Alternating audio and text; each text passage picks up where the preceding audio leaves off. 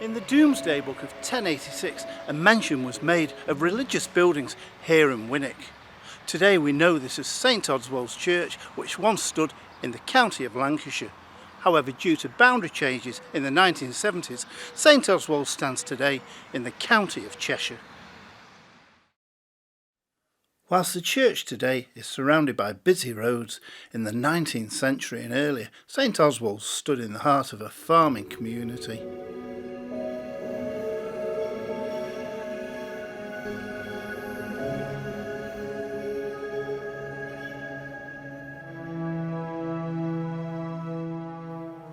Built from stone, the church today dominates the surrounding landscape. However, the buildings that stood here in 1086 were almost certainly made of timber, but it's possible that in centuries earlier, pagan or druid activity took place at this site. But one thing that we do know is that the Saxons were definitely here.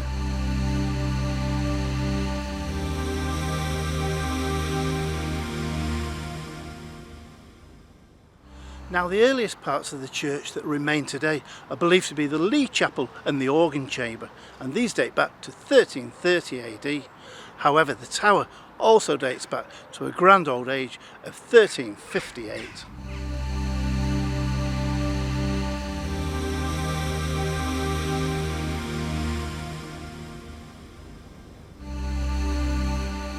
Now, the church retains many monuments from its ancient past, including two chapels, one for the Legh family and one for the Gerard family, and today we'll be taking a look at both. In 1828, whilst digging a vault in the chancel, 3 gigantic skeletons were found at a depth of 8 feet and laid on top of one another. As with all episodes of Rambles Through History, no visit or journey will be complete without taking you inside the church to see it for yourself, and I have the key.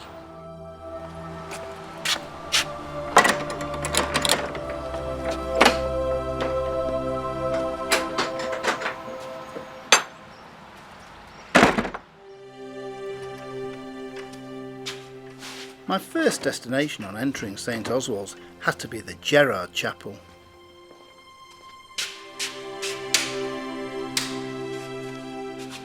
Here, as we enter the Gerard Chapel, I can't help but notice immediately this stunning huge Anglo-Saxon cross arm.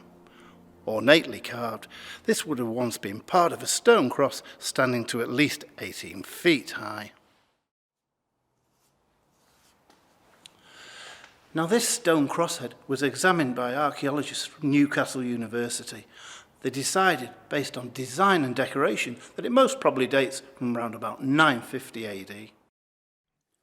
In this drawing of the crosshead, it's interesting to see that in 1721 and again in 1793, the crosshead was used as a headstone, unthinkable in today's society. I find it amazing that such a huge piece of Anglo-Saxon crosshead was found here in the churchyard at St Oswald's in the year of 1830 by gravediggers. Today it remains one of the largest Anglo-Saxon crossheads in Britain.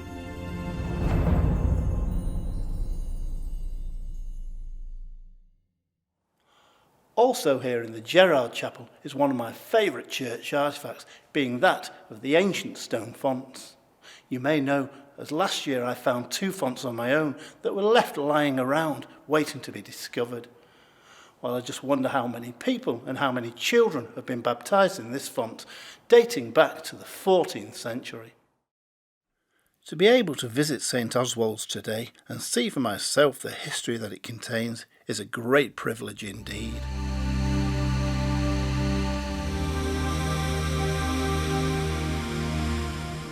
Now, on the chapel floor and directly beneath my feet is a large brass plate marking the final resting place of the Gerard family.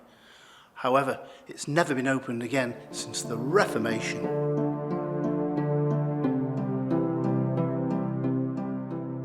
The brass itself is a memorial representing Piers Gerard. Piers was a knight who died in the year of 1495.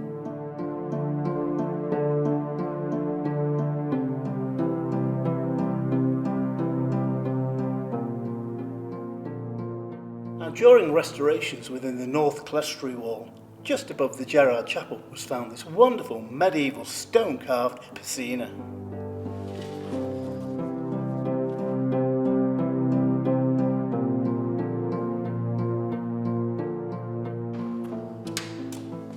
Having seen for myself the wonderful treasures of the Gerard chapel, it was time to pay a visit to the Legh chapel.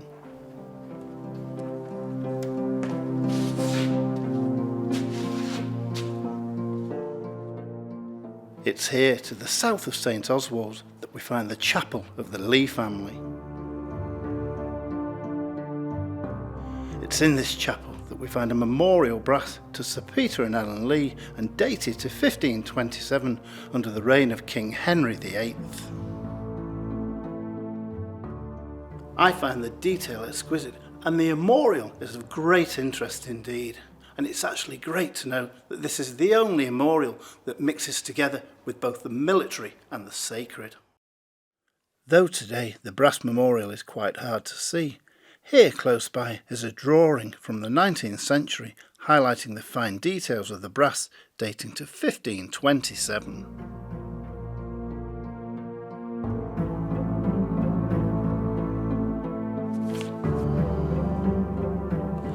Also here in the Legh chapel we can find many more monuments, and all dedicated to members of the Legh family. The Legh family, whose famous county house was Lime Hall, owned today by the National Trust, once had this area as a private family chapel. In the vault beneath lie the bodies of 14 members of the Legh family, some of which we can find mentioned today on the monuments that adorn this beautiful chapel.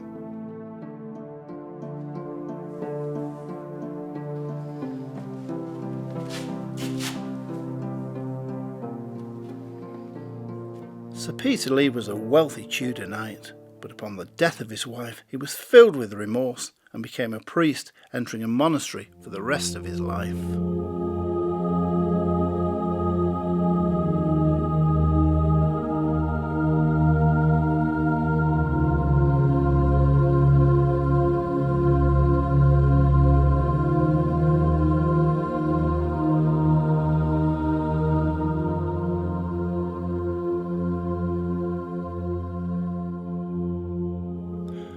Over the centuries, St Oswald's has had many generous benefactors who've paid handsomely to create the church that we still see here today.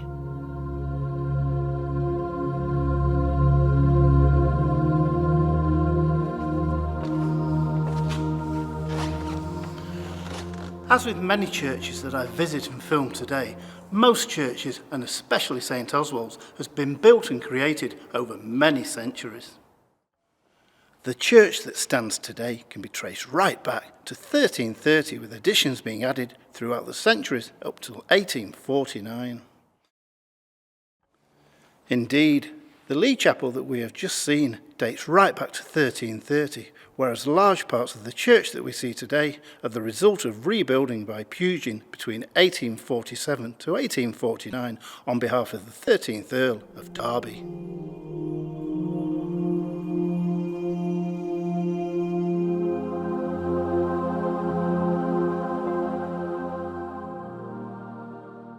Now, Winwick was to see much activity during the English Civil War of the 17th century, and unfortunately St Oswald's Church was dragged into the skirmishes and battles that took place here.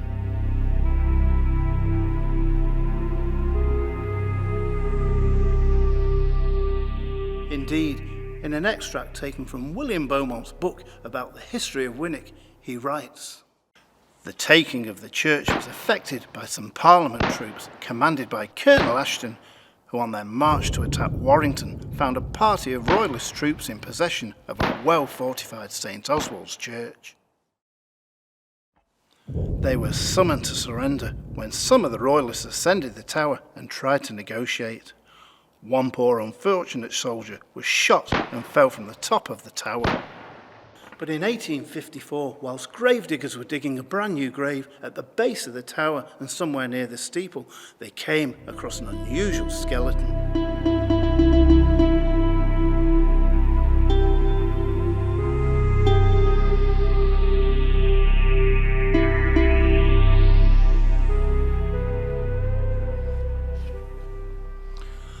this was no ordinary skeleton, for embedded in his thigh was a large bullet, a bullet that we believe today was a lead musket ball from the English Civil War.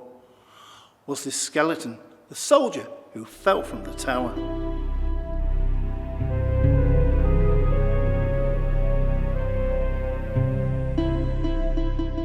Now I can't move on without telling you about the Battle of Winwick, also known as the Battle of Redbank, that took place here just near to the church in the year of 1648. For this was to be the last battle of the Second English Civil War and holding on to gains made at Preston 2 days earlier.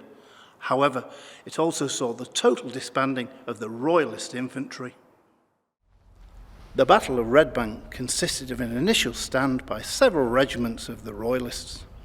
The Scots regiments chose the Redbank, where the battle took place to the north of St Oswald's church. However, the Scots, having retreated, were soon surrounded by parliamentarian troops.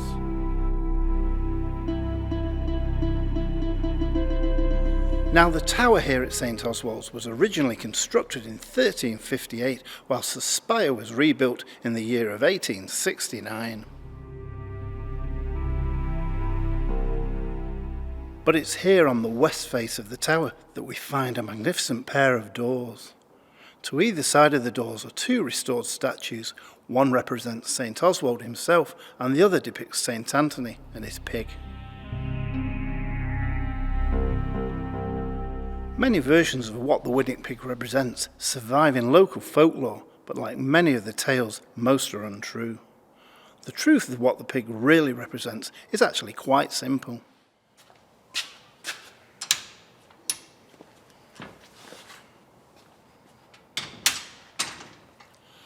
For the pig belonged to St Anthony, and he would travel from village to village with the pig to cleanse people's souls and remove those evil spirits. How did he do this? By simply ringing the bell that was attached to the neck of the pig.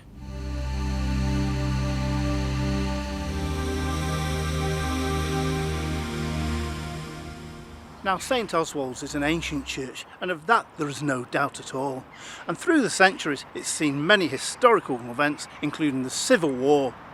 But more recently, it saw one more historical event, one that you wouldn't think was tied to a church here in Cheshire. On the 13th of January 1887, a wedding was to take place here inside St Oswald's church, but this wasn't any ordinary wedding.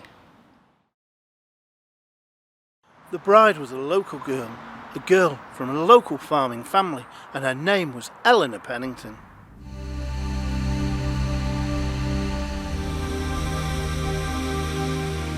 The groom was a Mr. Edward Smith from nearby Great Sankey in Warrington. The couple married here that day and celebrated long into the night.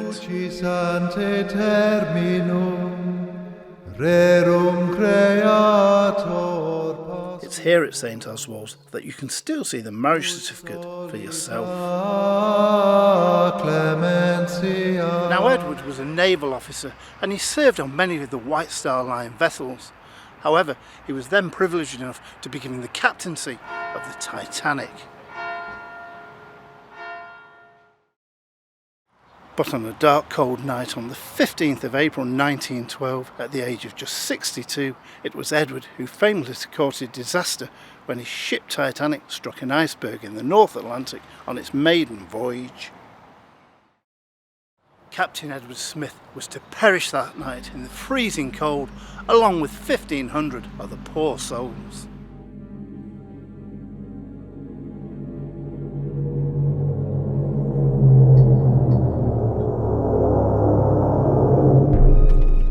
Now, close to St Oswald Church remains St Oswald's Well, and it's supposed that St Oswald was killed here in the Battle of Mazerfeld.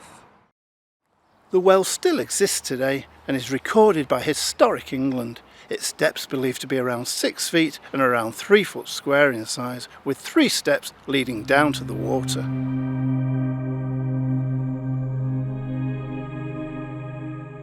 Well, there's no doubt in my mind whatsoever that St Oswald's has played a major part in the lives of the local people and community here at Winwick. I've also no doubt that St Oswald's goes much further back in antiquity.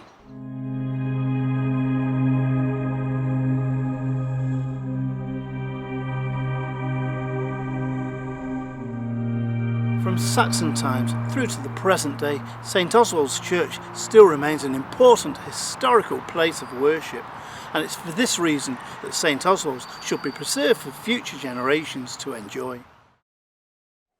But I can't leave you today without highlighting the beauty of St Oswald's, and especially the inside of this magnificent historical building.